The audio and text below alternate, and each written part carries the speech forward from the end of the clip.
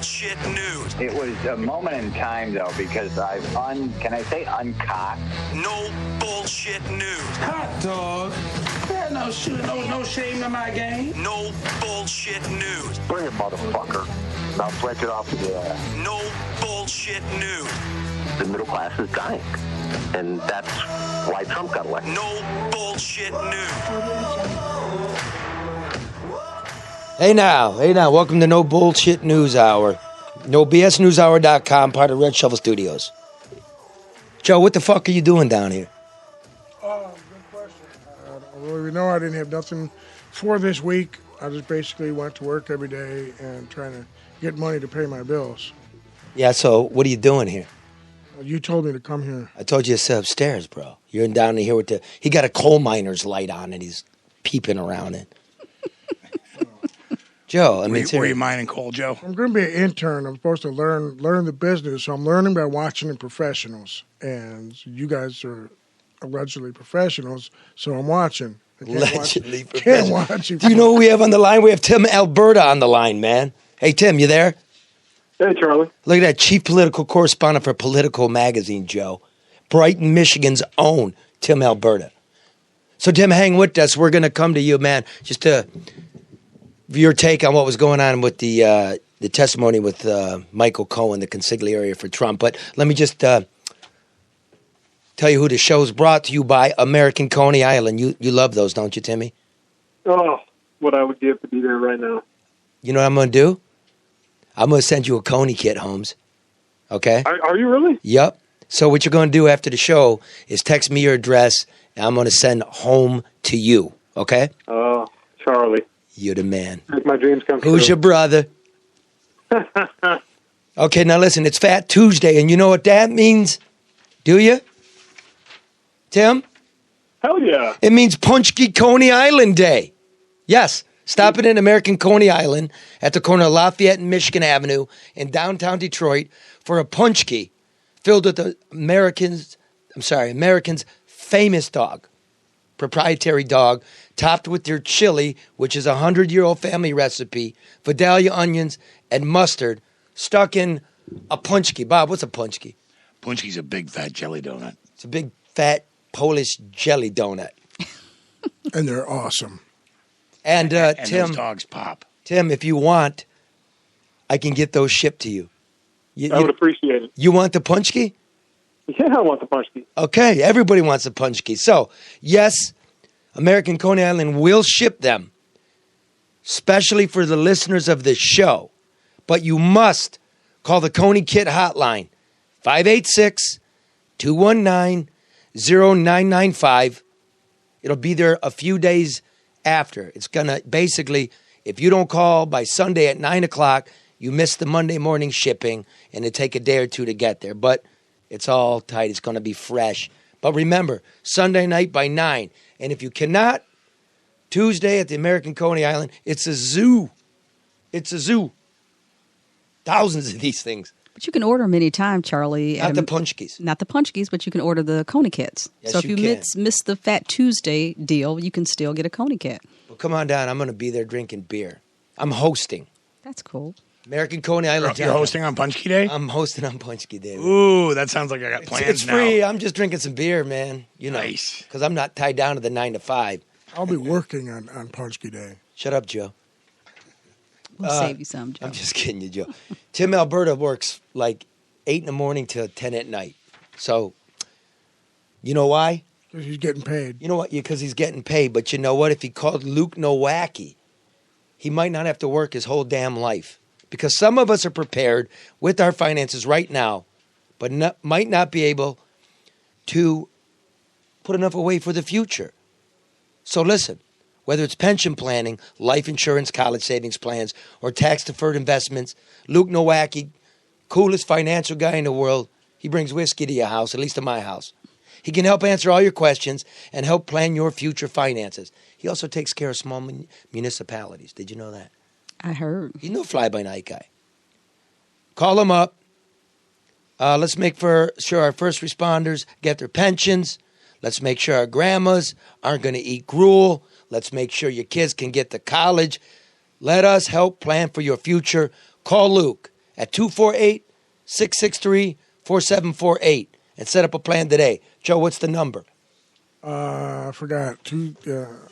What is it again? That's the intern right there. 248, Joe. 663-4748. 248-663-4748. Call Luke today. Very good, Joe. Nice job.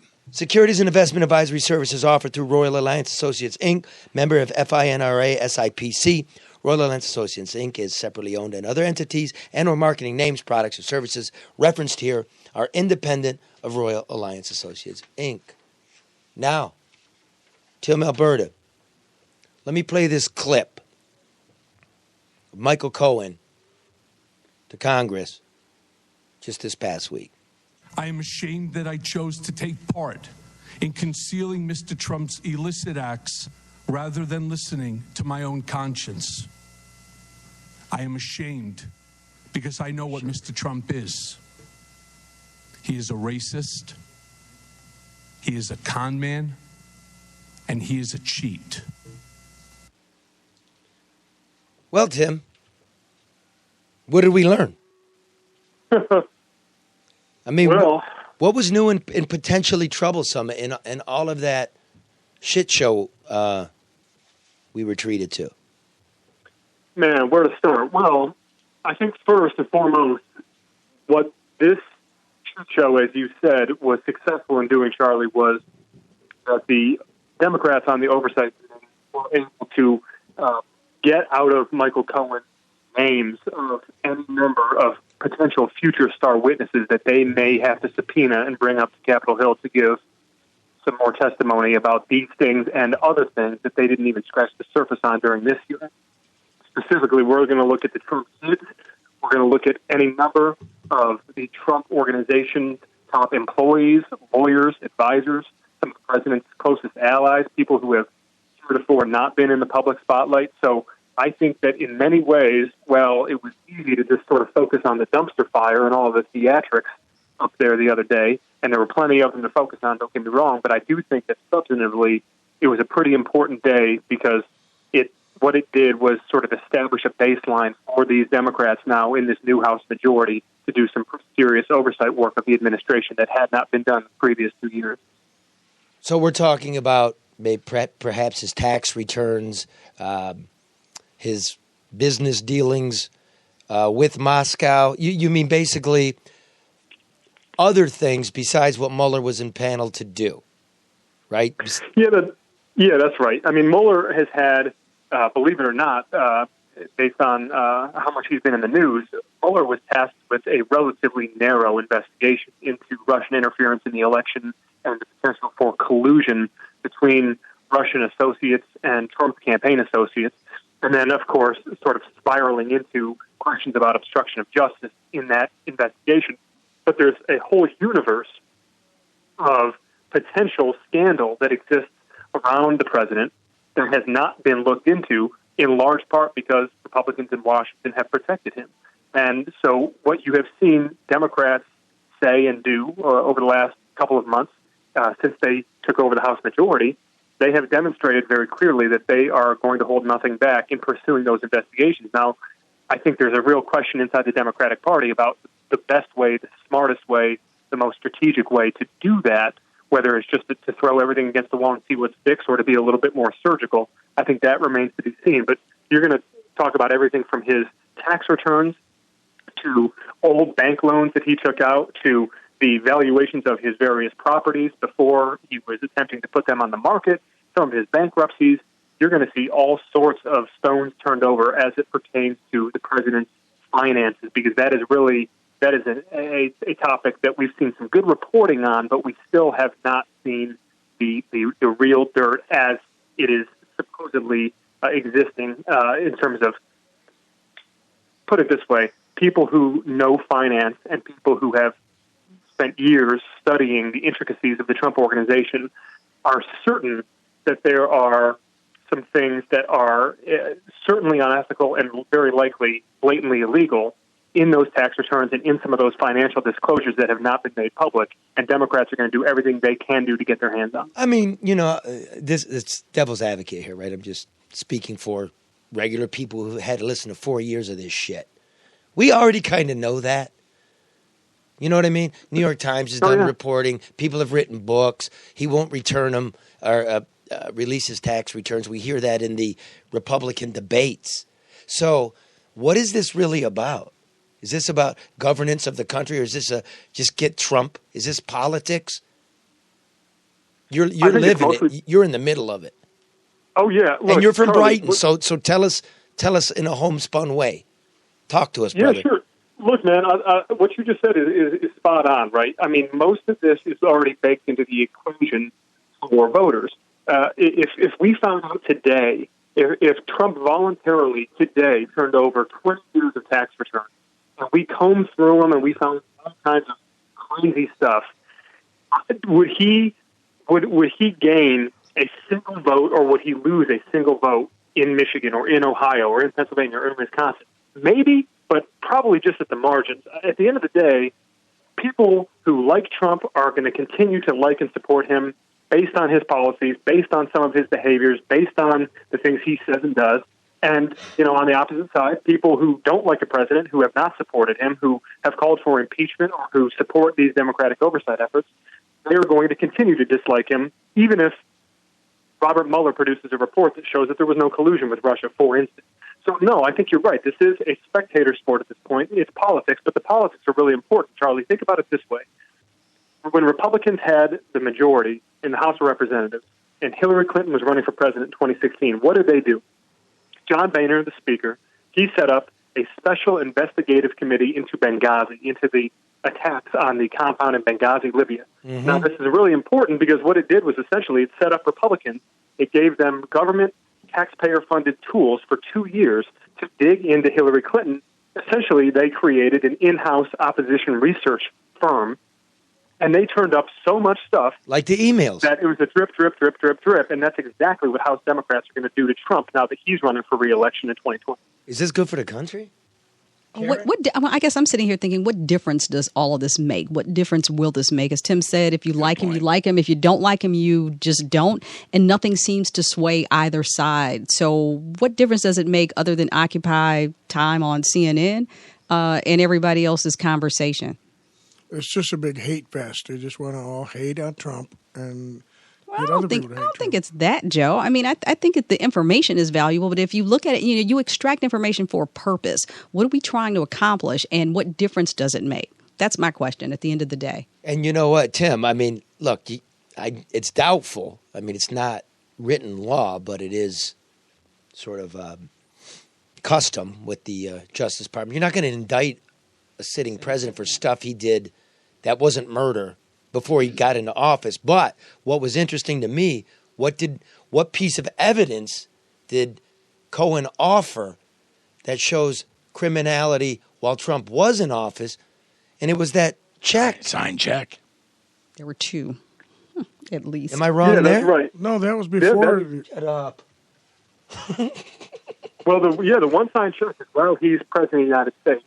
That's, of course, a reimbursement for the hush money that was paid to Stephen Clifford, a.k.a. Stormy Daniels, a.k.a. the blonde adult film star with whom the president carried out an extramarital adventure while his wife had a 3-month-old at home. And look, Charlie, you're right. They're not going to indict a sitting president. There's overwhelming consensus on that.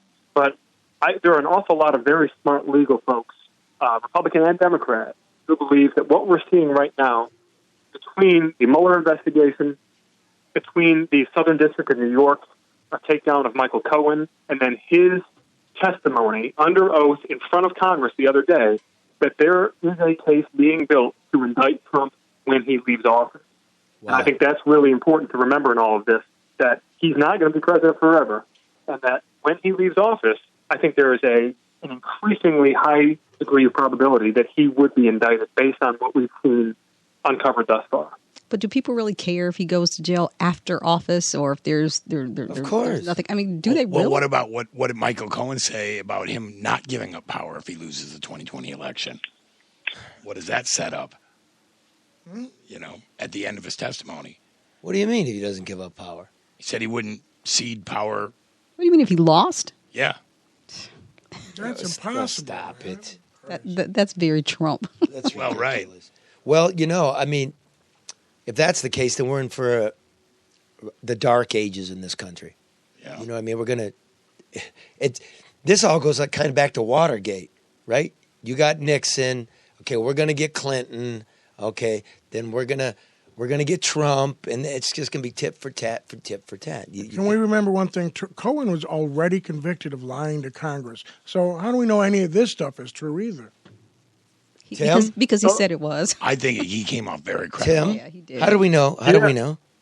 Well, we don't know. That's a good point. Look, there's a couple of ways to look at this. One way is that he's a scorned lover, right? That Trump was always dogging him. That Trump, look, I know from my own reporting, Trump was always going around talking shit about Michael Cohen, telling everybody that he was an idiot and that he created more problems than he solved, and et cetera, et cetera, et cetera. And there is a line of thinking. Cohen felt guilted by some of Trump's remarks about him and running him down constantly, and that when the opportunity arose, when he was asked essentially to be a human shield for the president and take a whole lot of bullets for him, he said, "No, I'm not going to do it. I'm done playing this game." And so there is a case to be made, and some have made it, obviously, as a number of House Republicans did in that hearing, that this guy is not credible, that he's a proven liar, that he has perjured himself previously, and that now he's on a vendetta to get the president. Now, on the other hand, there's a pretty persuasive case to be made that, look, this is a guy who's going to the clank in a couple of months, right? He's got a 3-year federal prison sentence. Anything he does at this point to perjure himself, if he was lying under oath the other day, then that could extend his prison sentence. In other words, this is a guy who's being watched very carefully right now by the prosecutors in the Southern District of New York, and he's trying to get good behavior to get out of prison early. He doesn't want to extend his prison sentence. Or he could be telling them what they want to hear to make life easier for himself, too. Come on, bro. Listen, Tim, here's the thing. Can that 3-year sentence be whittled back, partially commuted? I mean, that's 3, right? There's no going back on the 3, correct? I think it's because it's don't quote me on this, Carl, but I'm pretty sure because it's a federal term, you have to serve 80%. 85, something like that. But I'm saying they're not going to re-sentence him. It's done. No. So, but it can help him get out a little bit early. But they could extend it if they caught him lying again. Right, but my point being this, none of the testimony he gave yesterday is really going to matter. He's already sentenced, and he's going away for the 3, 85, 80, whatever. That's it. It's done. So whatever he was saying, Joe, is not going to help him already. It helps him in the future. Right. With the Southern District of New York, with the criminal stuff they have laid against him. Any help I can get, I'll take, right? So he's helping them. And like I said, I think he came off as very credible because he could have taken shots at President Trump when he talked about he didn't see any evidence of collusion, but he had his suspicions. He didn't go all the way in. No, Bob. What he didn't do this time was lie. Well, right. If you don't know, like you said, he didn't have to take shots at him. You're going to prison for lying. Which to me proved that he was telling the truth. Because if he was just lying about it, he could have been like, yeah, I saw collusion, I saw this, but he didn't do that. Well, he knows he can only lie so much and be believable, All right, Joe. Couch things are Joe, enough, dude. Enough. I mean, come on. I'm going to throw you out of here. I'm going to throw you out of here. Tim, who impressed you the most? Last minute or so, Tim. Who impressed you the most as a member of Congress and their demeanor and what they were asking? That's a good question. Well, I'll give you one from both sides.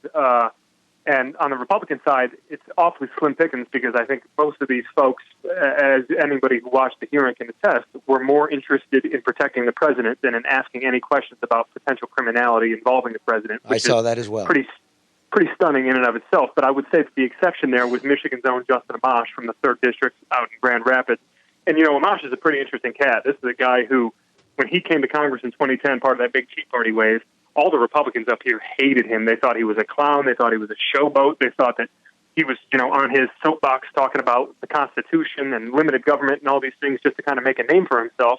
And lo and behold, 9 years later, this is one of the few guys who is the exact same dude in the minority with a Republican president as he was in the majority with the Democratic president. I got to agree. And so he's impressive, and he asked some good questions, I thought, of Michael Cohen. Look, on the Democratic side, I actually thought for all the hate that Alexandria Ocasio-Cortez has gotten, and some of it deserved, she's stumbled, she's made some mistakes, I actually thought her line of questioning was very, very sharp, because what she did, as I said earlier, she extracted specific names of individuals from Michael Cohen, and you can bet your bottom dollar you're going to see some subpoenas coming for some of those people who he named as a result of her line of questioning. So I thought she contorted herself pretty well during the hearing. What do you think of her staff? Because a lot of what you see in front of the camera is backed up by the people in the office doing the work. Have you met her staff? No, I haven't. I have met a handful of the new members. I have not gotten to know her and her staff yet.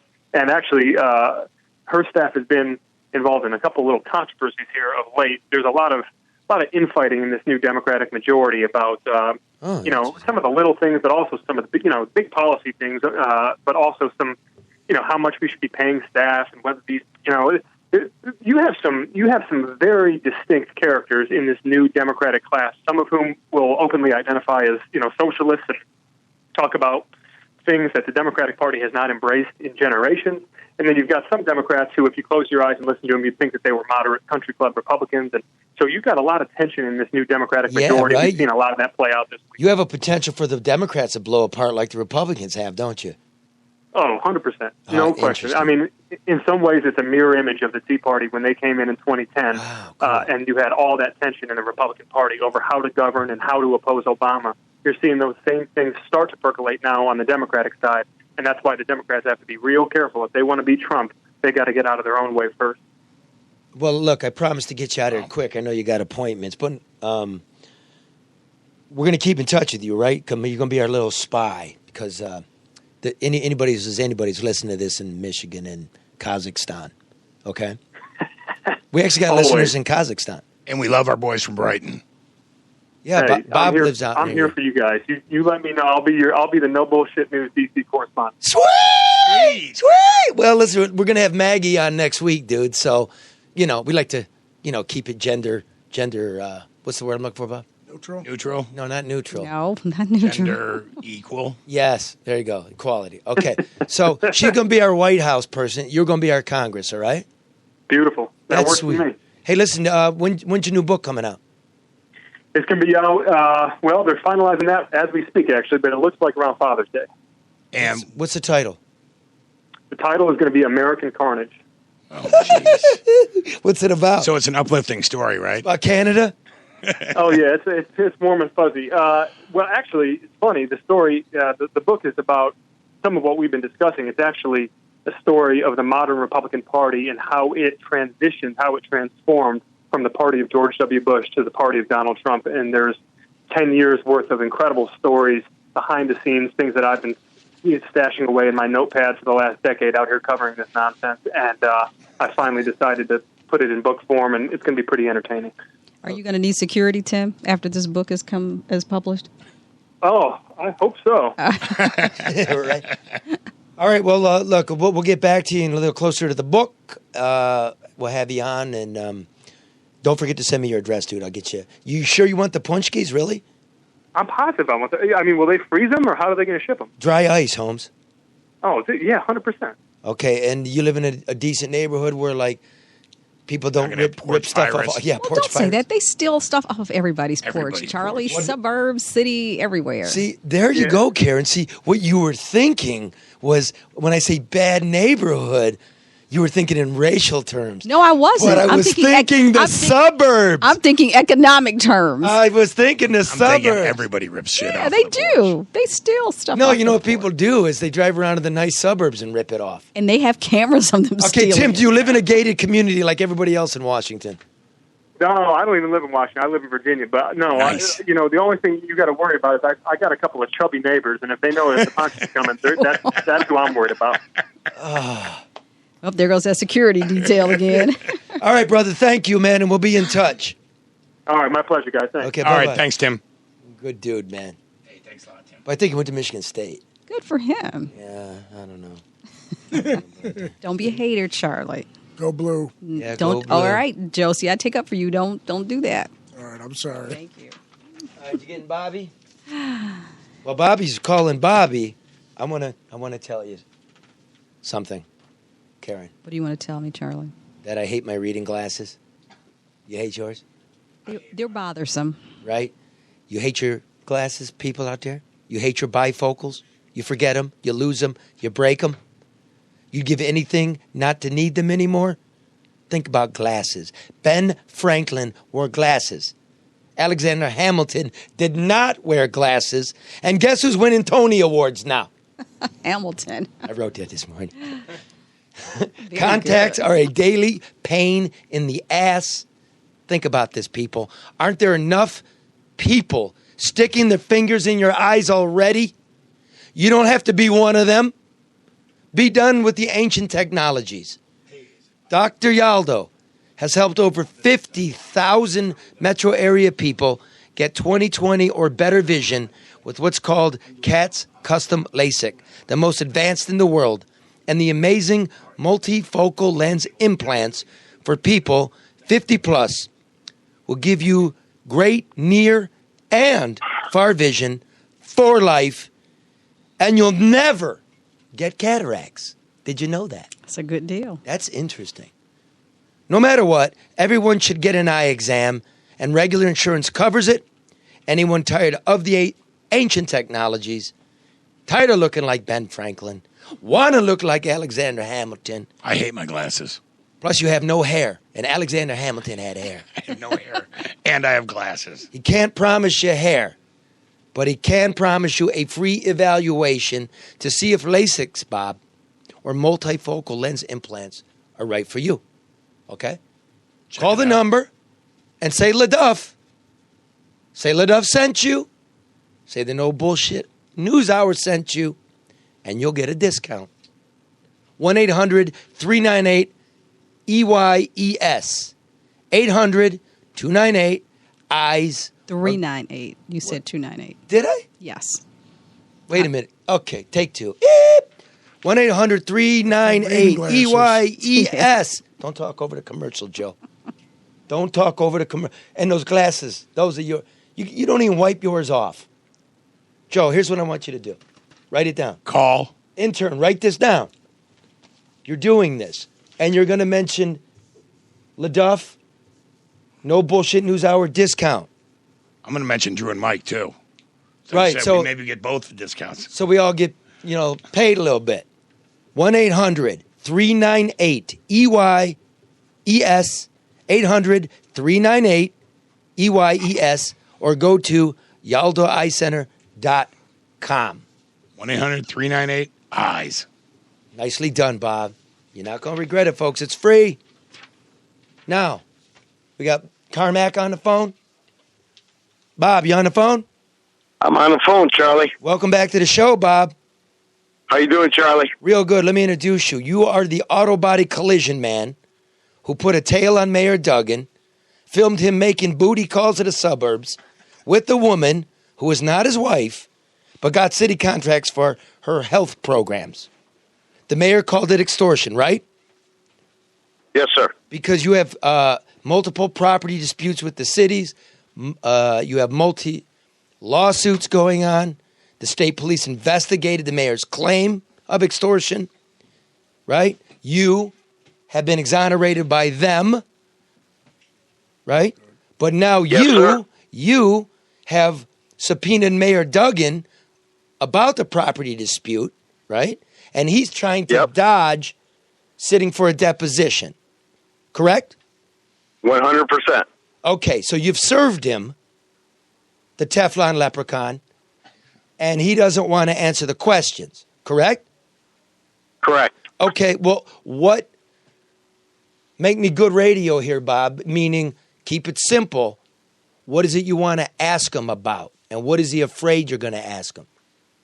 Well, I'm sure he's afraid I'm going to ask him why he was going all the way out to Wixom for his booty call. I'm sure he's afraid I'm going to ask him about how much money he was paying his girlfriend to get grant money. I'm going to ask him about all that money he wasted at DMC. I guess it was $640 million he stole from Medicaid. I also like to ask him why he tore my building down. And also, I'd like to ask him why he sent Gabe Leland to try to extort me. What do you mean, Gabe Leland tried to extort you?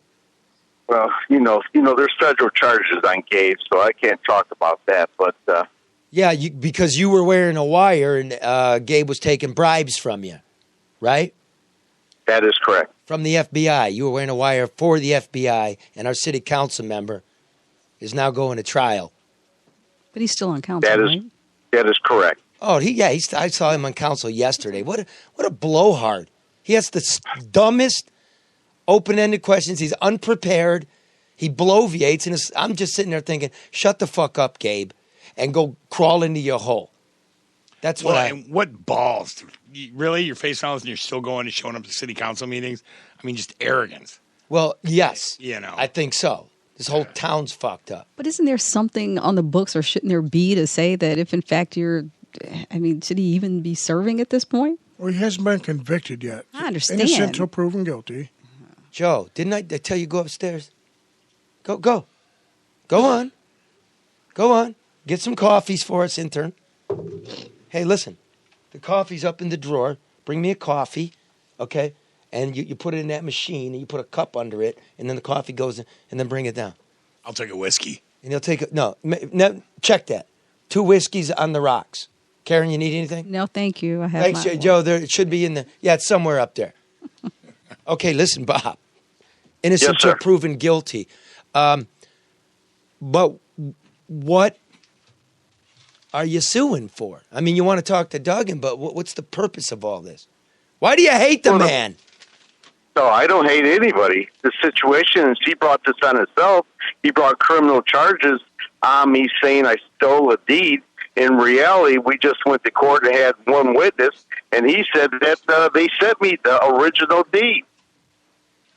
So this is all about a property dispute, Bob. I mean, the underlying, dispute between you two is about your property. I mean, although the other items that you talked about, him traveling to Wixom and the money at DAC, those are kind of peripheral issues, ancillary issues, if you will. But your core concern is about the property? Well, it is, but, he's the one that brought charges on me, but he brought charges on me just before he filed a civil suit against me 8 months ago on this property. Well, my attorney asked him for his text records and his phone records. 3 days before I was supposed to get all this stuff, he got this criminal charge against me, and they charged me all the way. He got a prosecutor up in Genesee County to do it. They didn't get nobody in Wayne County, Oakland County, Macomb County, or Monroe County. They had to go all the way to Genesee.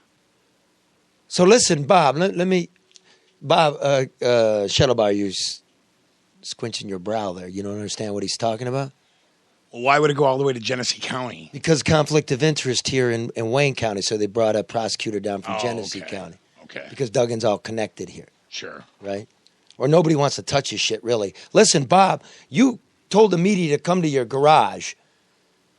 Yes. And you teased them with the sex tape, and there was no sex tape. Is there a sex tape? Well, let me say this to you. I'm going to have a press conference Thursday.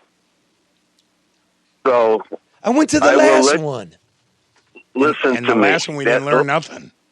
You didn't learn nothing because there's a reason for that, and some stuff will come out next week of why it happened the way it did. What happened the way it did? Well, the reason why I had the press conference just show video of city council meetings and so forth. I had people coming to me before this press conference doing different things, and I'd rather not talk about it, but it would come out next week. Can I just ask if you were threatened in any way, Bob? And is that why that's... Or intimidated in some capacity? Let me say this to you. I've been called names, been intimidated, been threatened, been said, you're lucky you're still alive. I'm probably told that every 2 to 3rd day of the week since all this happened. Can you tell us by whom? What's that? Can you tell us by whom? Who is telling you that? Who's saying that to you? These are political people, consultants, lobbyists, people in the politics side of it, business people. I have been followed. I've been trying to be set up. I've been told to shut up, not go on TV no more or radio. You know, it's been a real difficult time. You know, there are some people, though, also, Bob, that will say that you're trying to intimidate the mayor. Or extort him. Or to the level of extortion, yeah. What's your response to that? Well, my response to that is I don't even have a lawsuit against the mayor. The mayor is suing me and got criminal charges against me. What am I doing? Well, don't you got... Listen, Bob. You've got a private investigator following him around and trying to expose his... Booty calls. Some people would say that that's sort of intimidating. That you're trying to get something. But I understand. Are you trying to show that that's... The city of Detroit hires private eyes to follow their own employees. But they do so to try to see if, in fact, if they're cheating the city. Was this a character concern? You wanted to try to show that he lacked character? I mean, because what does this have to do with your issue of the property? Oh, I was trying to find out if he was living in the mansion, you know, which Charlie told me he wasn't. So I put a private eye to find out if he was. What'd you say? Who told you? Who told you that he didn't think he was living in the mansion?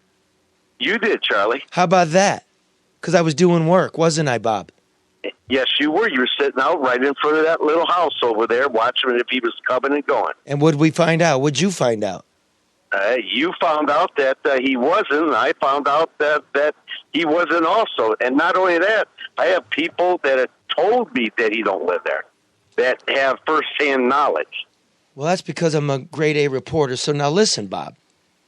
There are tapes of phone conversations you made, okay, going around, portions of which you played to me about a lawyer you called, Todd Flood, right, that you had reach out to Duggan to settle this matter.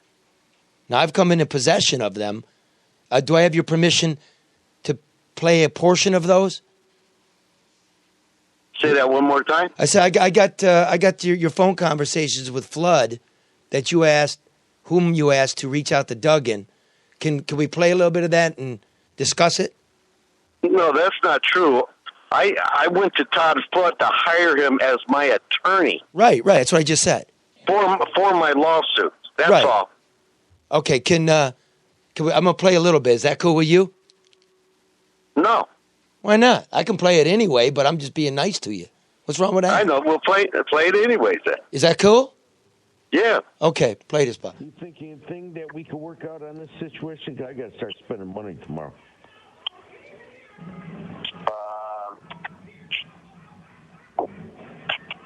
No, probably not. I don't think so. I don't see it. I mean, what can we do? You know, he can't do anything with the city. You know. Well, I tell you what, I got a way that we can work this thing. How's that? I just got an idea, you know. I got an idea where it ain't going to cost her a dime, and I don't want her involved anyways, you know. So I think we coming to a conclusion before I start spending money. What are your thoughts? My thoughts on it, he's got relationships I need. You know?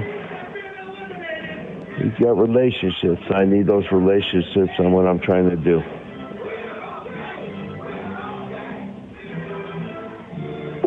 Okay.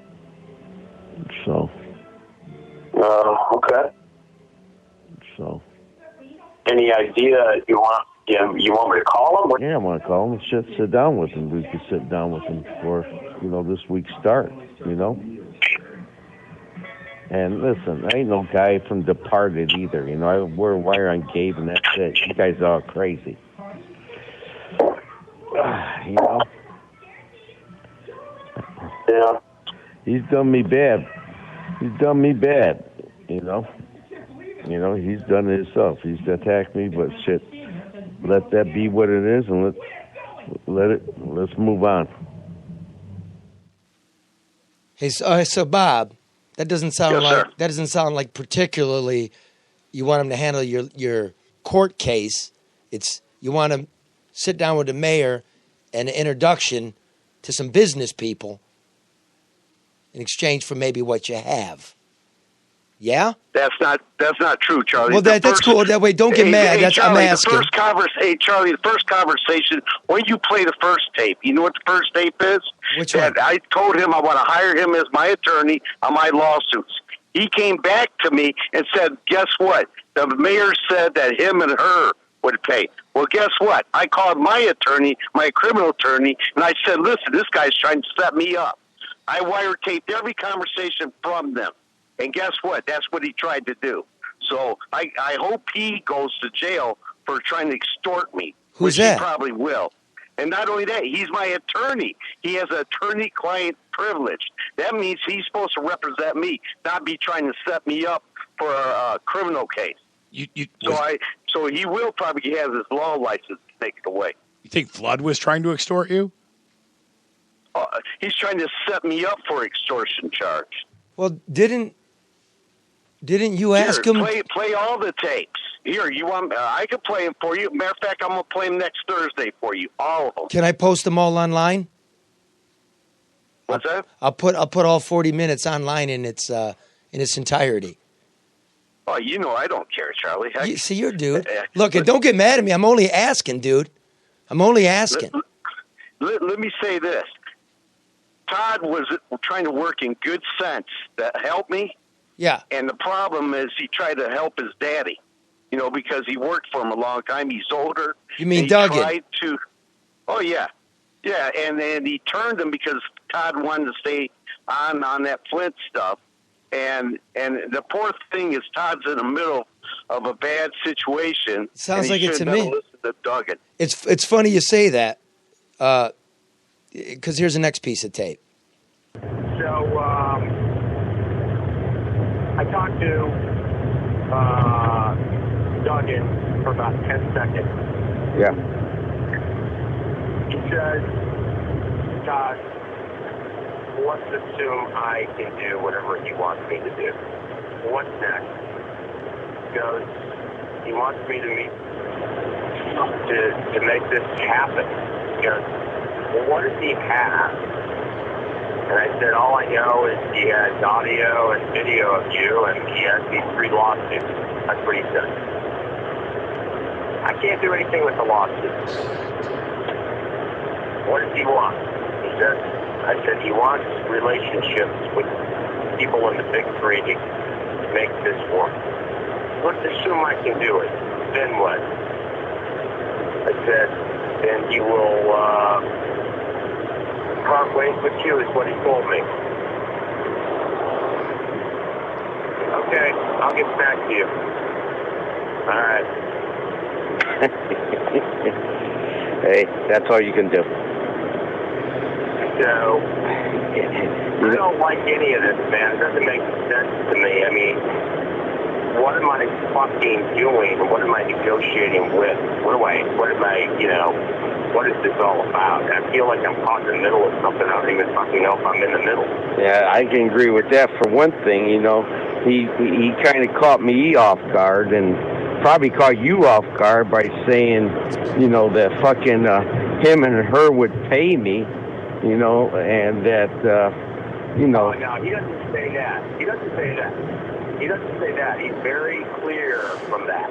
Okay, well, yeah. He's not, no, he's not saying he would, he's saying he cannot do anything illegal or wrong with city funds. So that's where he's at. Oh, I got no problem with that. That's the way it is.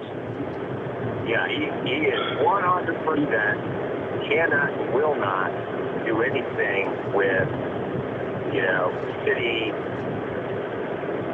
And that's why I said to you, when you started playing with these tapes and videos and stuff, it is the tip, and it shoots the, because it's the overtones of extortion. And he can't, he's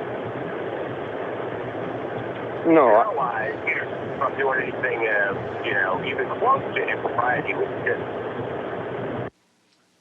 So what's that mean? You're right. It sounds to me like Flood is in a pickle You call him to represent you. He reaches out, and all of a sudden he's being taped. He's saying, I can't get you anything because that would be extortion. So is it – explain this to me. What do you guys – Karen, what do you think? I don't know. I'm trying to, Bob, I want to, like, why would you tape the conversation? Are you so concerned about the connectivity between everybody or the lack of objectivity of even your attorney? What made you tape the conversation? Oh, I taped the conversation because if you play all the tapes, they were trying to set me up. That's what they were trying to do. And let me tell you something. The first thing, when I said that I said him and her, well, he did say that. There was no to it. That was our conversation before. That's him and her, baby. That's when I said, I'll give you a call back. He was trying to set me up where him and her would pay me. Well, I had 3 lawsuits that I went to see Flood about. So why did you call Flood and have him call Duggan? And then why would you call a guy to be your lawyer, have him reach out to the mayor, and then tape him doing it, and then release it to the public? I ain't released it to the public. Well, you shopped it to all of us. You made it. You made it known to those that give it to the public. You said you're playing it Thursday. Go ahead. But I gave it to you how long ago? Well, that's neither here nor there. I gave it to you 2 or 3 months ago. For one thing, is an attorney cannot set you up and for extortion charge. He cannot. He has attorney-client privilege. What he was supposed to do is talk to Duggan and see if he wanted to work something out with my lawsuit, and that was it. Well, nothing more. It sounded like he was trying to tell you that you'd be set up for extortion if you continue down this path. He wasn't on that setting approach. up. That was an approach for any type of reconciliation. That was an approach of, what are you going to give me? Because I've got these things. I've got these tapes. Yeah, I've got these tapes. It would seem to me it would be legal. What tapes? What tapes? Well, you tell me what tapes. What tapes? Because it was. Hey, let me explain this to you. Ask him to show you that he has a conversation where I said any of the things that he said. I never said I had tapes. I never said I had audio. I never said I had anything. Well, you kind of, if it's me, you kind of did, because part one, you're driving around showing tape on a jumbotron on a flatbed truck around City Hall, and then you said, "Oh, just wait, there's more coming." Well, you told us that today that you were going to show tapes on Thursday. Noise. Yeah. I did show tapes, didn't I? Right, and that's the audio. point. We never did get more that you promised us, though. So look, look. I showed you audio and video on Thursday. That was more, wasn't it? Well, you mean with the city council and stuff? Thank you. Yeah, there you go. No, thank you. Right. Now, but having said that, look, it's not illegal to go to a guy and say, I have tape. Would you like to buy it? And I'll sign a non-disclosure. Happens all the time. Hey, let me say but this it is to extortion to say, go ahead. I didn't say anything of that sort, okay? Right. And let me tell you something. I know you did. I was trying to explain that Flood was telling you, if you go to a city official and you say, I want some things in an official capacity because I have tape, that can be construed as extortion. Yet, if you're a private individual going to the private man saying, I got tape of you doing stuff in public where there's no expectation of privacy, if you want it, then you can pay me for it and I'll sign a non-disclosure. That actually seems to me is legal. I don't think it is legal, Charlie. I'm not a lawyer. For one thing, here, let me say this to you. I had the tape of him driving to that house, right? Coming back and forth. I knew where it was, knew the address. I knew when he was there. I already had a tape. I could pull behind him, walked up and say, I got this tape of you. True. I did not do that. Nope. I put it on a billboard. I know. That was genius. So when you say him and her, are you talking about Duggan and this woman in Wixom? Well, let me say this. That's Todd Flood saying that. You know, that's what he said to me. Okay. But is that who he's referring to? I think that's who he's referring to, yeah. And I said, did you talk to the mayor? And he said, yes. Man. 10 seconds. So you're mad at Flood. You think Flood fucked you? No. Flood called me yesterday. He tried to get me to sign a non-disclosure and some other Non-disclosure. stuff. I ain't even read it yet. You mean like a waiver so he's allowed to defend himself? Listen, listen, when he went on WJR, he asked me if it was okay to talk on WJR about the press conference. I told him, sure, no problem. You know what he said after that? What? That wasn't extortion. He tell you that. Yeah, I'm not saying that you committed extortion, but I'm wondering why you're outing a guy you asked to approach the mayor. This doesn't read like extortion from Duggan or from Flood, quite frankly. I mean, if it reads like anything, it reads poorly for you. No, but here, let me tell you. This is what happened. 2 days after I saw that press conference where he said that, that he felt like he's being extorted, well, I let one of his people know that I taped all the conversations. He made a police report, right? Look at the police report.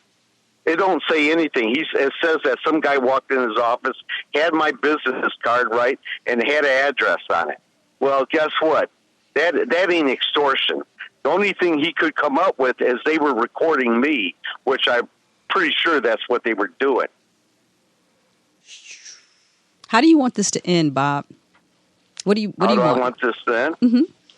Shit, I'm in criminal court right now, I'm the one charged. How do you want it to end? You want to get off on the charges, and what else? And I'm going to sue him. That's what I'm going to do. I'm going to sue him for the $25 million I lost on that riverfront development. I'm going to sue him for Gabe Leland extorting me. I'm going to sue him for tearing my building down. And I'm going to sue him for the hassle that I've been through on these charges that they brought against me just to shut me up. So it's your revenge tour. Where's your criminal case? Well, my criminal case is we go back on the 13th. That's when the judge is going to it's at 36th District. But that's where the judge is going to decide if Duggan comes in and has to testify. You mean everybody that's got a relationship with Duggan is going to have to decide if you get to push Duggan into testifying? You really think you got a shot? It's a machine, I think dude. I do. It's a machine. Yeah, I'm a machine, Charlie. I got 3 kids. Sex machine, Bob. 3 kids, Charlie, and a dying mother.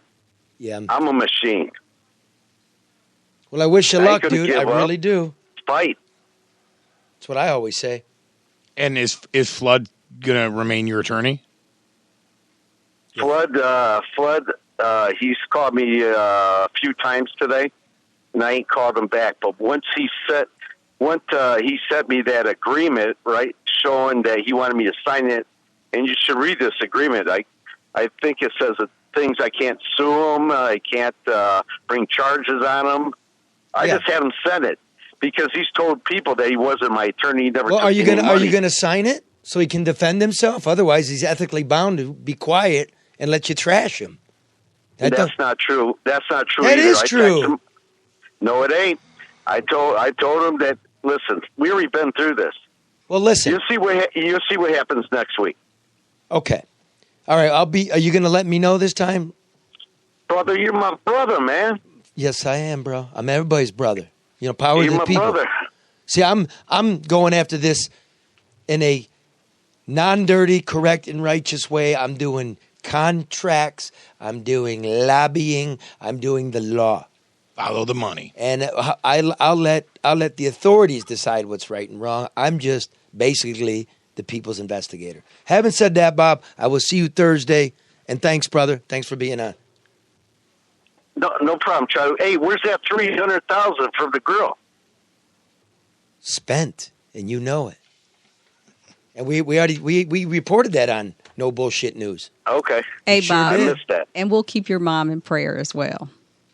Hey, I appreciate it. Thank you. Hold on a second. Let's do it right now. Go ahead, Charlie. Creator, we thank you for the red day, the fresh air, the clean water. We thank you for one another because that's where the meaning of life is. Life is but a circle. Birds build their nests in circles. Life is a circle. You come in crawling, and you leave crawling. We pray for Bob's mother.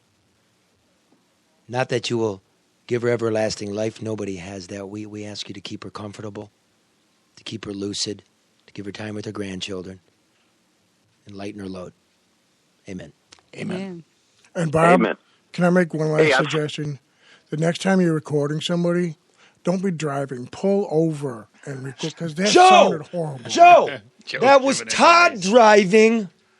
There's no ice in the whiskey. Go give me. There's no ice. Go give me some. There's Thanks, no Bob. ice. Go. Hey, you guys have a good day. Thanks, man. You too, Bob. Take care. Thank you. Bye-bye. Joe, go get some clean snow and put it in. I like mine chilled, bro. Snow? Clean snow, not There's some ice in the driveway. You want to chip it not out. Drew's dog snow. Just go to the Yellow snow. Come on, give me a little snow, not yellow. Thank you. And then we'll have you back in a moment. Come on, go hook that up. You can chip up some ice. Joe, hey Bob, next time don't drive. Joe, again, facts, Joe. Bob wasn't driving. Joe, you got to know your stuff. See, I couldn't tell what was going on. There's so much noise. see, Joe and I, it's a bit. It's fun. Like we like each other, and it's good radio, right? Sure. But sometimes he's a fucking knucklehead. I swear. Well, you're trying to teach him. He's learning. You know what he told He me is once? learning. No, you know what he told me once? He's trying to think of a bit on his own to do, and he goes, "What if in Oakland University, they got all the students hockey pucks to throw at a shooter, a school shooter, right? Right. Okay." He goes, "What if, with complete cooperation and the knowledge of campus police, I was to go into one of the classrooms with a fake gun? No. And see if they throw the hockey pucks at me." And I go, "Well, Joe, first of all, the hockey pucks might hurt.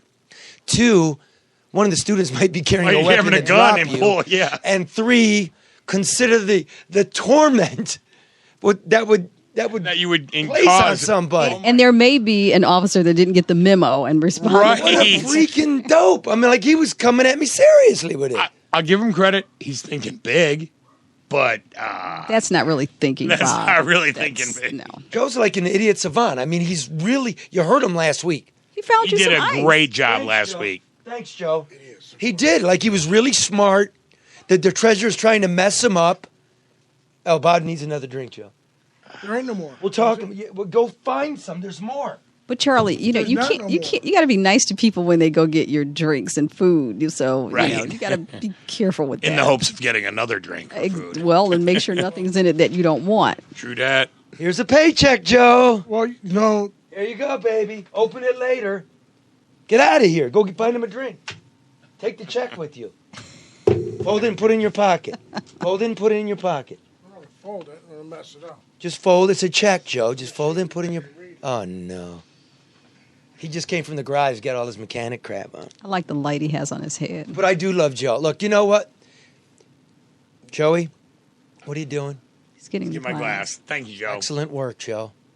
I want you to hire Joe. I think Joe's becoming one of the hardest hitting interviewers He did a in the great job city. with Eric Sabri. When Joe knows his stuff, and he has trouble finding it, but once he knows it, He's got fearless.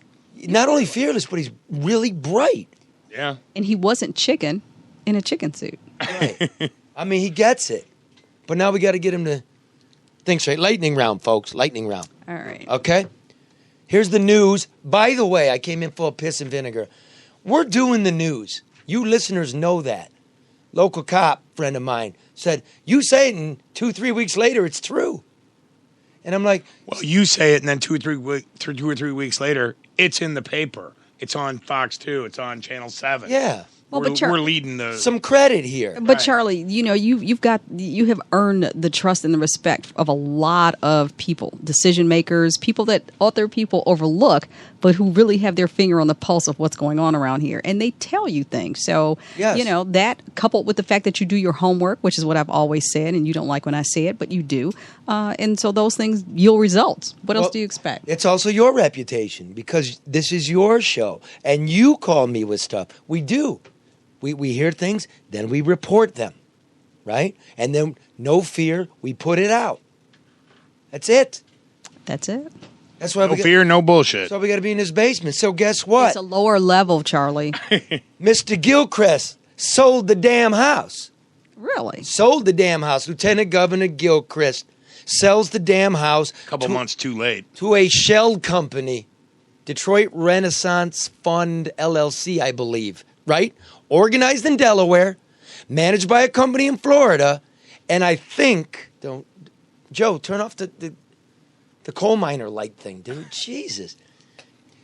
This company, I believe, represents overseas investors. Here's two interesting things about it. The company registered to do business in Michigan on October 5th in the midst of me reporting the story. Now, I don't know. It's convenient. I don't know if that is, convenience. That just is the way the moon and the stars align. Just kind of coincidence. Winky dink. But I know 10 days later, this company from Eric Sabri, who Joe was running down, and we're going to run this story down, bought a swath of about 65 tax foreclosed homes from the county treasurer. So either a nice little favor got done here for Lieutenant Governor Gilchrist, or he's dealing with these out-of-town and out-of-country real estate speculators that have been driving this city into the hole, right? They buy them for cheap. The land falls apart. They get stripped. They get lit on fire. Corpses get dumped in them. I'm not saying this is what the company does, but I'm watching. And I'm going to look at all of it. How many did they buy? 65? Yeah, 66, I believe. 66. All on October 15th, which is a couple days after I break the Gilchrist story. Yeah, this is... Stinks. Man, and what we tell Gilchrist? What we tell him before the election? Fix the damn house. Sell the damn house. Sell the house. Well, first it was fixed because he wasn't and then sell it. First it was fix it and then sell it. Now he sold it for $190,000. Wow. He bought it for $13,500. Damn. He's supposed to pay the land bank, whom he bought it from, 25% of the profit. Except he claims he owes nothing since he plowed $200,000 into the building. What did he? Well, and that's one thing. And number two, I'm not reading anywhere where it says after you deduct your post-investment investment. Right, not net profit. Right. You got it. Let's round it up. Let's round it up to $20,000. Okay. You bought it for 20. You sold it for 190. No, let's round it to 15. 190. Let's make it, because it's not 20. Let's make it 15. 13.5. Okay, well, let's do it for math. You know what I mean? Let's say you sold it for 200 and bought it for 25. That's fair to him, right? Okay. So 180 grand. You owe 25. You owe 25% of that 175. Did he pay the taxes? The back taxes? He was late on the taxes and shit too. And he doesn't want to talk about it. I told you, dude, because you know what else is going on. They've called the Detroit demolition program the most environmentally advanced in America, but now the feds want to know if the dirt is poisoned, and the demo program is run by that land bank and the building authority jointly. Now, since we've been doing the stories, right? We, here, me, right? Subpoenas. We did the dirt story. We did all of this. This comes out of this room. Now a contractor, one single contractor, has been caught folding up houses and burying them. Okay? So I went to city council yesterday to get answers. It's all interconnected. From Brian Farkas. That's who I wanted to talk to. The director of special projects for the building authority. What a weasel. Brian, I wouldn't let them put you out in public anymore, dude. Feds are watching. Hey, Bob, we got a little bit of that tape? It's not the best. We got it. But I tried my best Chicken Joe imitation. Joe, I tried to run him down. Wasn't as good as you. Hey, Brian. Submit your questions in writing. Submit your questions in writing. This way. Listen, submit your questions for what goes in the hole. Submit your questions in writing. How come you don't call back, dude? Submit your questions in writing. Because you know you're submit your questions in writing. You're responsible for respond in kind. Correct. Okay, stand here and then just take this. You're responsible for the oversight of what goes in the holes. You also decided who got these contracts. Take the stairs. I'm going to take them with you.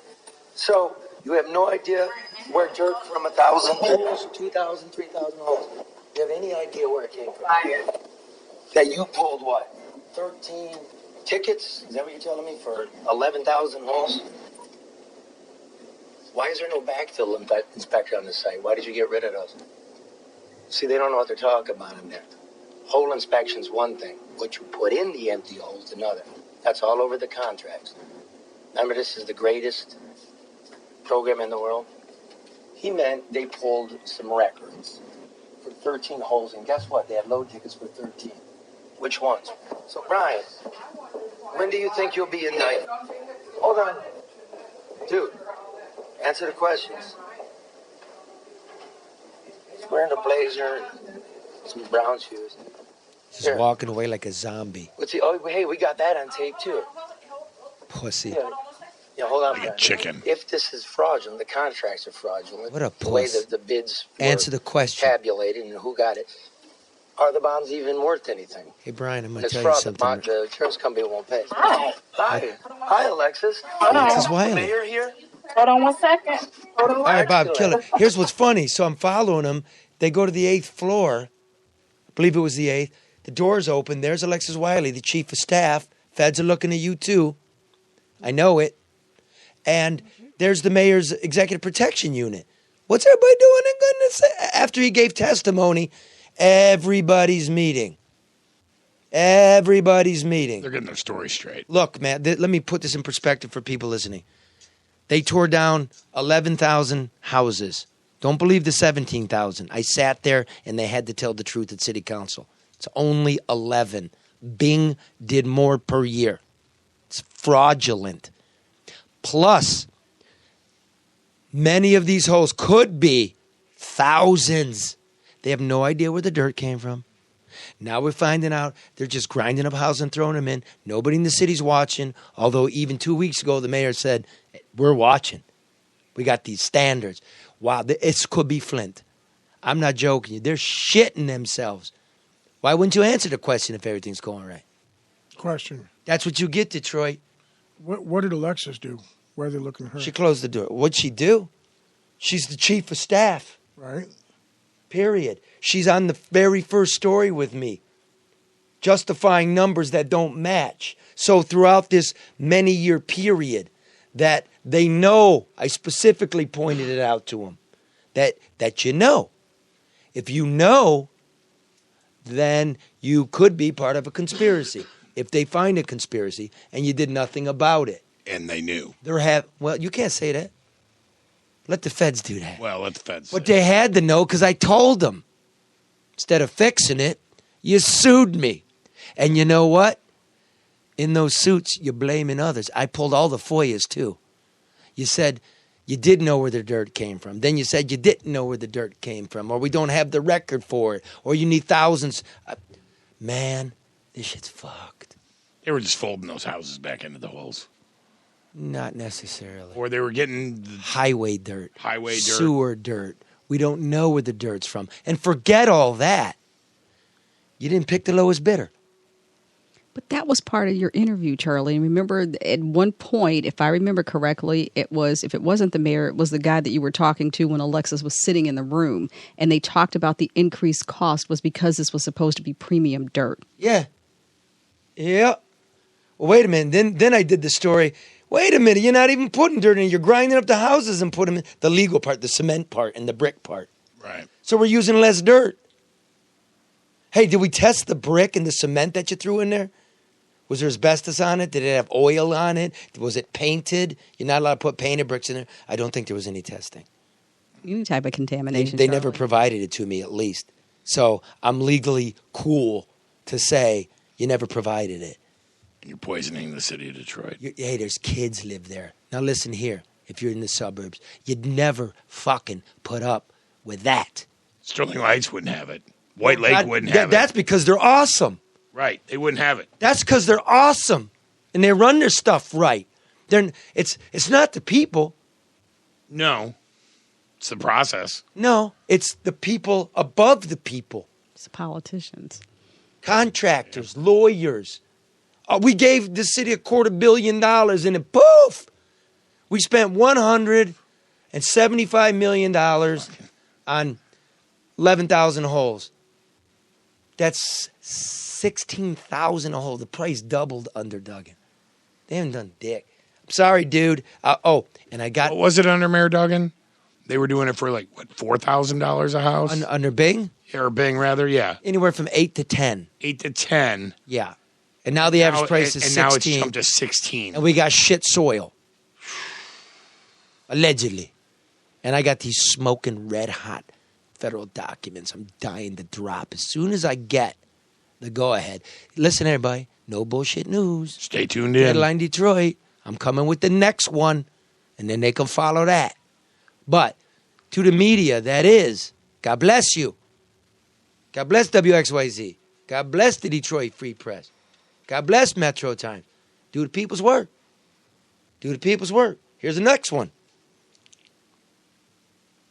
Trouble at the Board of Police Commissioners. They had to take an adjournment after a police commissioner called Assistant Chief White a liar over the response times that we first reported as fake. And the response times won't get better. Bob? No. Beep, beep, beep, beep, beep, beep. They're not getting better. Give me the beep, beep, beep. You just have to do it. Beep, beep, beep, beep, beep. Beep, beep, beep, beep, beep, Breaking beep, news. Beep, beep, beep. The mayor's offering a budget that cuts all departments, including police and fire, by 5%. His preliminary budget. Wow. That's what I've been talking about, Charlie. That's what I'm talking about. The department does not have the support and the resources. And I'm almost thinking that the mayor may be setting the chief up for failure. You keep defending that. I keep cutting his budget. Well, I'm not. I'm not defending anybody. I'm Well, just his stuff's a being lie. But Charlie, and Notice we've how talked he about won't. this before. Notice how he won't address it though. Now he's sending AC White and AC LaValle out there. Hey, oh by the way, let me do this. Let me go ahead. Keep talking, Karen. I'm gonna call Duggan. I've got his cell phone. Go ahead. All right. Well, no, I'm just saying, in a lot of the officers, a lot of people are saying like they don't have the resources. So if you are expecting, coverage for the entire city, you've got to allocate for that. I mean, I think back to the grand bargain. We did all this work to protect, art and all these other allegedly, I'm going to use your word, resources, but we didn't protect that which is supposed to be one of the most important things Police for this and fire. city. And Well, that's let me ask you this, Karen. that's our police and fire. Who, at the federal level, Congress controls the budget, right? Who in the city of Detroit decides how much money each department gets? Well, Is that the city council? The budget puts together the mayor's office puts together a budget. They meet with the departments. The departments say this is what we need. The mayor puts together a budget, takes it to city council, but then the mayor can also. Charlie, help me on this. I think the mayor can also override the council. The mayor brings it to the council. Yeah, the council makes has its to approve adjustments. They vote on it, and then blah blah blah blah. So the mayor sets the budget. And the mayor can up the budget or lower the budget. Yeah, or the council can reject his budget and they go to negotiation. And they put together their own. It's the mayor's budget. So we have a strong mayor form of government here. So with all of these nice, I'm going to call them giveaways, because a tax abatement means you don't have to pay tax. It means a giveaway. No, that's fine in a way, because we got a fallow piece of property. We need it developed. We're giving you money. On top of that, here's cash. Mr. Gilbert, here's $250 million cash for a skyscraper in which we'll pay $600 million over the life of the loan. Get it? It's the cash that pisses me off. The cash. The cash that the developer brings? That the city gives the developer. Oh, right. That's part of this whole... See, when you hear tax abatement, it makes sense to people.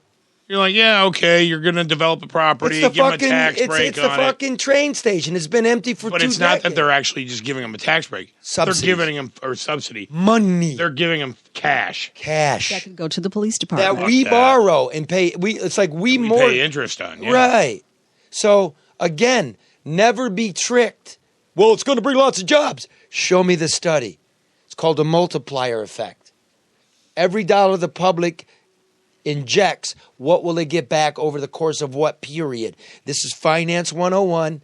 Thank you, Michigan, for sending me to the finest public university in the United States where they taught me this, and I'm bringing it back. Well, and I'm not against development or government being involved in it, but you're starting to see, in fact, we're past it, the tipping point. Oh, we're cutting the police, and we now know they're ineffectual or not not effective enough. Here's a question. With the money they're getting. No. Huh? With the money they're getting. And we've seen it doesn't work. Look at New York and Amazon. They said, fuck you, Amazon. We're not giving you all this money. Again, where was the study in New York showing what There was no study. What is the multiplier effect? Cuomo, Right. Cuomo, the governor of New York, and the De Blasio, the mayor of New York, are saying, look at all the revenue we were going to get. Yeah, starting at what year? When does the community, after you gave them $3 billion. When does the community break even on $3 billion? Right. Let's leave it at that. How long does that take? That's fair. Is that 30 years? 20 years? Will Amazon even be around in 20 years? But that's the same equation and same the strategy that we have to look at here, Charlie. I mean, and I understand we've got a lot of empty buildings and a lot of vacant property, but at the end of the day, people are all excited about all this stuff that we have, but what is going to be the impact on the city and when? Well, because there are so many the subsidies. And when? That's the end of the day. You said at the end of the day, people are happy. No. That's the good morning sunshine. Here's a piping hot cup of coffee, and the daisies are poking up now.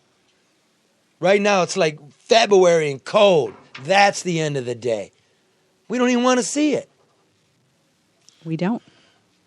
Let me ask you this about the subsidies. If they're No, Joe. No, I'm calling the mayor, man. Now go ahead. If they're going to give out the subsidies, shouldn't it hold off on actually giving it to them until they see some positive results that were promised?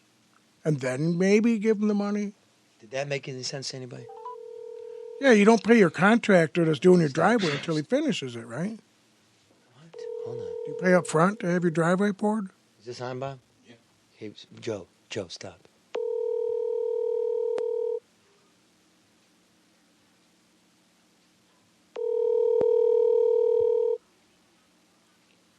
He never returns my calls. At the tone, please Actually, I don't record care. your message. When you've finished recording, you may hang up or press 1 for more options. Hey, Mike, it's LeDuff. You never got back to me. Listen. Why would you cut the police and give the rich money they don't need? Mike, here's the thing. I challenge you to a debate. Anytime, anyway, I challenge you to return a phone call. I challenge you for an interview. You don't got it. It's ribbon cutting. I challenge you. Come on. Just facts. You can mock me all you want. So far I've been right, bro. See you around. You got the number. Right on. Yeah, I mean it. I mean, yeah. 5 times this How about guy's it? legally come after me. For what? For what? Correct business. I'm collecting everything. The fucking shit. Well, they were they're saying. they're trying to muscle you. Yeah. He's trying to muscle you. So you out there, you're trying to muscle us. I don't like what Charlie's saying because it's all true, so I'll threaten to sue him. Yeah, that's more like it. That's what he's doing. Shut that fucker up. Yeah. Okay, we'll, Joe. we'll see him in court. Joe, the subsidies, you don't give out a half a subsidy. You either give out a subsidy or you don't. Okay? So you can't be like, let me see if you shovel half the driveway and I'll give you the other half. That's part of the development deal. That's done on the front end. He doesn't get it. I kind of get it, but it doesn't sound. You're giving all the power to them. Once you give that to them, you're out. You ain't got no more power. The better question might be this, my bro, is why don't we take our time and dole this shit out slowly instead of all at once, right? Let's see if one project works out. Right, I get it. Okay, we got to get out of here, but real quick, Joe, I love you, dude, but you're really not the no bullshit news hour. I don't know what to make of you. Here's you on Twitter, okay? Whistleblower reveals that a UN-planned invasion by refugees into the U.S. is already underway. You posted that. But I was posting, is this true? Can this be verified? Does anybody know? Dude, why the fuck why would you post that? And if you want to be a reporter, you fucking verify it. J.J. Johnson posted that on Facebook. That's why JJ's not even on this show. We're not calling him. So, but if JJ Johnson, the guy's a disc jockey. Right. You're a reporter. Okay, good. He's looking at, I think Joe's going to cry. Come here, man. Come here. They're hugging it out. They're hugging it out. God, you smell like motor oil. I love it. Spring is around. Motor oil and whiskey. Woo! Woo! Okay, but that's not all, Joe. Oh, man. Here's you on Twitter. Of Congresswoman Ilhan Omar, you know, the Muslim, the refugee from Somalia, where the story is she married her brother to commit immigration fraud so he could get in here. To which you wrote, arrest her for incest and lock her up. Oh. Joe, you know that's fake news, right? Joe. I don't know that. Well, there you go. I shouldn't even. You're right. There's no marriage. Should have looked into it. There's no record of a marriage, first of all. And second of all, the immigration law says if your sister, brother, mother, or father are here, you can apply for permanent residency. Damn, okay. Here's the next one, Joe. Facebook. Hillary in blackface at 70s Halloween party at Yale. You wrote, now Democrats, what the fuck y'all got to say about this shit? Your very own Queen Hillary busted for the same racist shit. Yeah, gotta love it. I guess her career's finally over. Or will the Democrats create some kind of exemption for her? You know that's fake news, right? I found that out after the fact. It looked, man. Take the emotion out of it, Joe. Right. The one underneath that is proof that Trump and his wall are anointed by God. I was just being funny with that, man. Yeah, but it's hard to know. See, you can't be funny with that kind of shit. You got to be truthful with that shit. See, no, you're allowed to just be a douchebag, which too many people want to make themselves. But you're in the public eye. See, people are looking to you now. Look, one, it's okay to make mistakes, I believe. It's okay to say shit that was taken out of context, or, you revealed a little bit of yourself. Maybe you drank too much. I believe in human frailty. I believe in freedom of speech, right? I believe we all fuck up and do shit we delete. But, Joe, you sound silly. All right, I'm done with social media after this. No more. No. See, that's running from yourself. It's you're my brother here. It's the thought process. I want you to move it forward. I want you to amplify it. You're lonely in that house. Right. Doing funny shit, crazy shit. Reading crazy shit. See, but you're one of the Not most... analyzing it. And plus, you're one of the most welcoming guys I know. And then you're talking crazy shit. Like, people are bitches. Like, Ocasio-Cortez is a bitch. She's not a bitch. Don't say that. I didn't say that. Well, he's allowed to say it. But prove it. In context. That's not nice. She looks crazy. You got to admit. I think she's hot. She doesn't. Well, I think she's hot. She could be hot if every picture of her didn't have her eyes bulged out and a really crazy Joe. No, maybe she has large eyes, and she is a U.S. representative. Whether or not she's hot should not even be a discussion. Regardless of what she looks like. Well, no, we're just starting with that. He said, she's a freak. I go, I think she's hot. She's a really attractive person.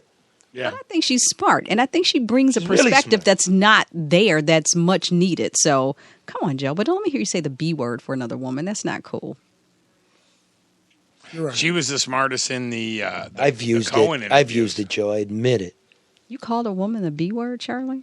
Yeah. Yes. Well, she was out of line. What? Okay, that's another show, guys. No, that's language. I call Bob a fucking cock. It's true. But if I pulled the B word out of my wife, she would beat me down. She would not have any. See, but we can't have any of that either. Yes. As she should. Yeah. Not physically, but she should. Yeah, no, anyway. Well, she might beat me physically. It's hard to say. So what we learned today, we got a new correspondent. We got a no bullshit news hour Capitol Hill correspondent. Tim Alberta, thanks for being on, bro. Well, this is tight. We've got... He's our Washington an correspondent. exclusive with Bob Carmack outing Todd Flood, who went to Mike Duggan, and everybody's arguing over who's extorting whom. That's tight, right? Plus nice the argument to have. Plus Mike Duggan, don't forget, man, anytime, anywhere, bro. And Joe? Yeah. Just keep being you, just a little bit smarter. And thank you for getting the whiskey. But I do have one. See, he just couldn't do that. He just couldn't. He just couldn't do it. I was a big fan of the whiskey as well. You're telling me about posting fake news. Yes, that you do. We're no bullshit news, and you're totally fucking fake news, which diminishes the real news you're doing for us. Okay, wait a minute. There's a video that I saw with my own eyes of people. As opposed to who else's eyes? And the moon is flat. And the moon is flat. I saw it with my own eyes. God damn it. Go ahead. They had two guys that were walking through a crowd of refugees passing out money to them. Yeah? So they're paying these refugees. They're giving them money to live, maybe. No, they were the ones that were in the caravan coming up here. So? Who's giving the people in the caravan cash? Maybe good people. Maybe the Catholic Church. Maybe Methodists. Maybe Socialists. Maybe women and grandmas and abuelas. Maybe somebody that gives a shit about a guy that's got a kid with him. It doesn't all have to be politics. It doesn't all have to be UN. Maybe the UN was giving them money. I expect the UN. I doubt they were. They give rice to, guess what? Right. People who are hungry. They give rice to refugees, and on the other side of the border, man, they don't like those refugees. We should not feed them. But you've given money to people who need it. Absolutely. All the time. Well, but people... He just gave money to me, and I desperately need it. Thank you, Charlie. Well, you've earned it, Joe. And he's not paying you off. So, Joe, I mean, what is that? Although you are a refugee. But Joe, see, the audience knows you. See, they don't know you to be that. Are you that? Are you a guy that, like, you're kind to people? You were really nice to that. Don't give me that. I'll decide when we're wrapping up, Bob. But Bob knows you all want to go too, so we will. Thanks for that, Bob. Looking out for the people. But we got to do this for Joe. Joe, the woman, the crack-addicted prostitute at 8 and 75. Yeah. You got along splendidly. She was cool. She was cool. You didn't call her the B word. And nobody likes her, Joe.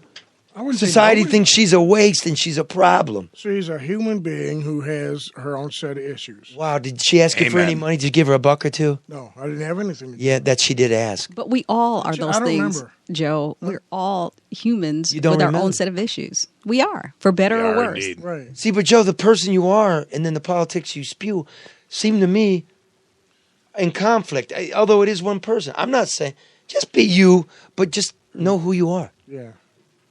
You're right. When you point this stuff out in hindsight, I'm like, wow, that was kind of stupid.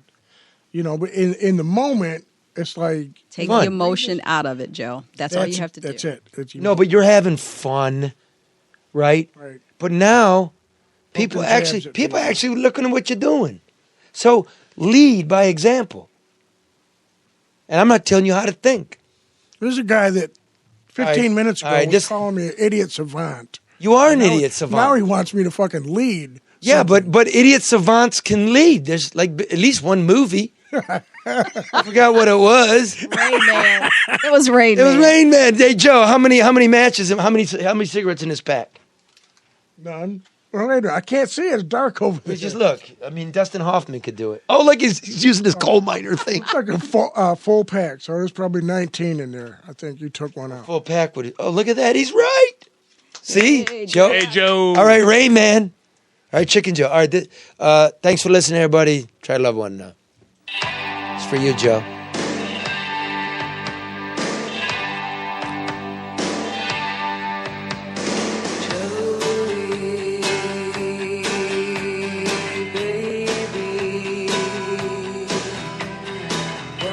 Here you go.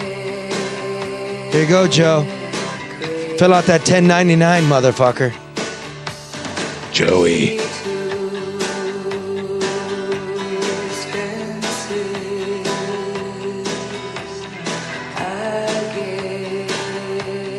I'll call you tomorrow, Karen. Get that breakfast. Figure out what we're doing, how we're going to make gazillions.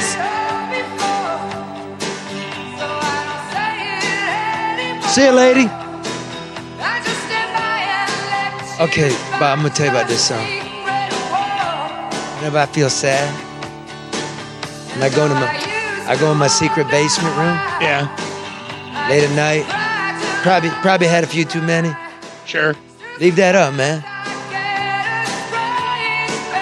Take your fingers off those. Do you have a Joey you know?